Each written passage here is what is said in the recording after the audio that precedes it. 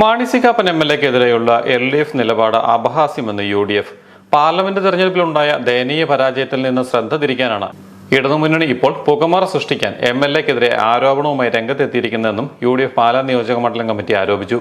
Mani C കാപ്പനെതിരെയുള്ള ഈ നീക്കത്തെ UDF രാഷ്ട്രീയമായും നിയമപരമായും ചെറുക്കുമെന്നും നേതാക്കൾ വ്യക്തമാക്കി. മാണി സി കാപ്പൻ MLAക്കെതിരെ ദിനേശ് മേനോൻ എന്നയാൾ നൽകിയ കേസിലെ വിചാരണ നടപടികൾ ഹൈക്കോടതി നേരത്തെ സ്റ്റേ ചെയ്തിരുന്നു. ഹൈക്കോടതി അനുവദിച്ച സ്റ്റേ ഹൈക്കോടതി തന്നെ വെക്കേറ്റ് ചെയ്തു എന്നത് മാത്രമാണ് നിലവിൽ സംഭവിച്ചിട്ടുള്ളത്. ഈ യാഥാർത്ഥ്യങ്ങളെ വളച്ചൊടിച്ച് MLA കുറ്റക്കാരനാണെന്ന് കോടതി തെളിഞ്ഞു എന്ന മട്ടിൽ ജനങ്ങളെ തെറ്റിദ്ധരിപ്പിക്കാൻ നടത്തുന്ന സമരം ഇടതുമുന്നണിയുടെ രാഷ്ട്രീയ പാപ്പരത്വമാണ് വെളിവാക്കുന്നത്.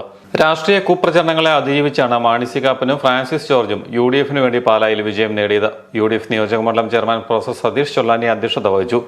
Joy Abraham, AK Chandramohan, Biju Punnathanam, N Suresh, George Pulinkad, Molly Peter, Thomas Uzhunnalil, advocate Chacko Thomas, Joyce Kariya, R Sajeev, Anas Kandathil, CT Rajan, R Premji, Kuriakose Padavan, Santhosh Kavukattu, Josman Mundakkal, MB Krishnan Nair, CG Vijayakumar, Thankachan Mulangunnan, George Kutty, Chaithram Sreekumar, advocate Santhosh Manarcad, Thankachan Mannusseri, K Gopi തുടങ്ങിയവർ പ്രസംഗിച്ചു.